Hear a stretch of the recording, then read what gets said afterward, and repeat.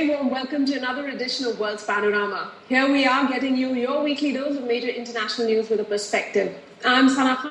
And straight to the story in focus this week, the Secretary of State of the United States, John Kerry, completed his India visit on the 25th of June this year. This was his first visit to India as the Secretary of State of America. During this visit, he had detailed discussions over topics such as strategic pillars of relationship between India and US, which included global issues, economic, security, technology, and political ones as well. Now, India and America agreed to set a timeline for operationalizing of the civil nuclear agreement as well.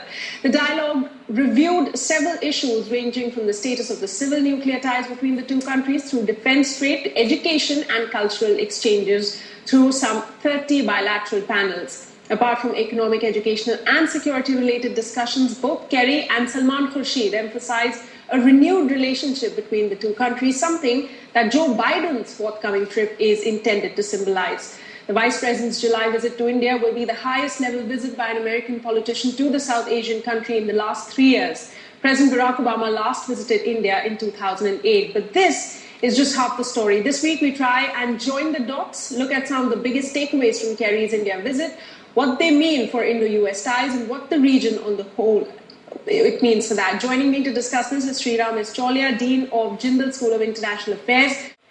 All right, Mr. Chaulia, if I had to start by asking you, John Kerry's visit, it appears, he made all the right noises. He even, spoke a word or two in Hindi. He said India is his second home. What do you make of his visit? What are, according to you, the key takeaways? The key thing for me is that the Obama administration has started its second term with a greater degree of attention to India. There was a sense that India was one of the key puzzles in the global canvas that had somehow become neglected.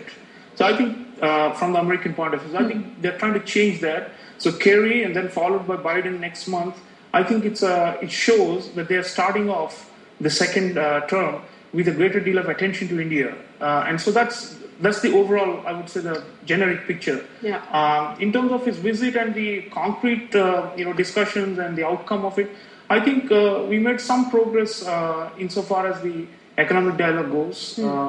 Although, the Americans are constrained by the domestic politics, where there's a immigration bill that's underway and labor groups have been protesting, and it will affect the IT sector and so on. So, but on the whole, I think on the strategic side, there's been more of an exchange of views rather than some kind of agreement about, maybe closing some of the differences. So in that sense, it's a mixed bag, but maybe we should not expect too much out of it, simply because the current global economic situation is such that neither side is going to give away too much because of domestic pressures. And the geostrategic environment is in flux, and elections are scheduled next year. That's also going to be a factor, I think so, but to an extent, we have reached a bipartisan, or multi-partisan situation with regards to the United States. All our key players, no matter which party is in power, believes in strengthening the relationship. But there is a lot in the sense of concrete, doables that have either fallen aside or are not proceeding as smoothly as they should be. Okay. And therefore, we need to, pay attention to the details, be it the civil nuclear deal, be it co-production in the defense sector. That's another important thing. I think $9 billion is currently the defense trade, and that will need to be expanded, because that's where, if there's high technology transfer, India and the United States can do things that are of mutual benefit, that raise our capacities on both sides.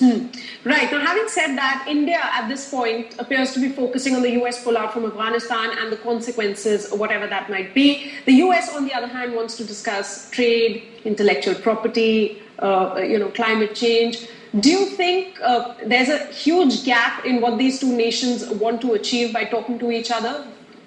I think it's fair enough. Every side comes with its own priorities. The point about diplomacy is to try and see the overlaps and to maximize the potential out of them. Since President Obama's visit, it's clear that India is now no longer seen as something that the Americans are going to give to, but rather something the Americans also need to take from as a fast-growing economy. So therefore, all these onus about intellectual property rights, about access to American businesses, about protection to American investment in India, and so on. So clearly, I mean, for the Americans to justify the kind of strategic investment they want to make in this country, they will need to tell constituencies back home that, look, we are gaining a lot and benefiting a lot in concrete material and economic terms from India.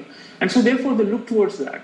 As far as we are concerned, we also have some economic expectations from them. There's been disappointment with the immigration. But nonetheless, overall, if we see trade and services trade is, goods and services trade is now $100 billion, and it's expected to grow further. The mutual investment between two sides is like only $30 billion.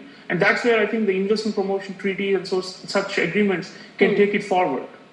Right. I also wanted to, touch upon the U.S. Snooping program that made major news in the past weeks, and we also discussed it on the show as well. Kerry tried to justify it. Did it, cut any ice, make any sense with politicians back home? After the strategic dialogue, they had this communique which did mention that India and the United States are going to cooperate on cybersecurity.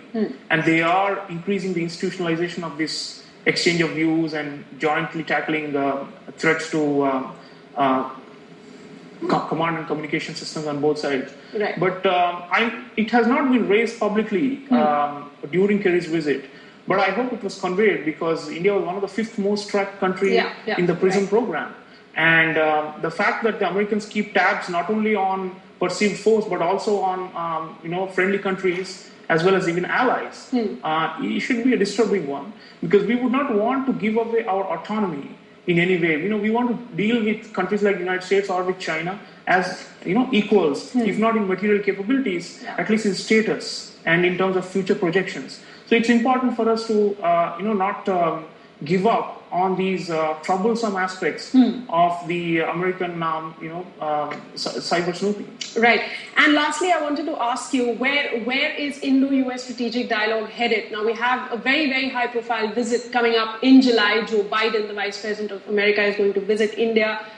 What is there in it for India to look forward to that visit? I think we need to study the major domestic priorities of the Obama administration and fine-tune our positions accordingly.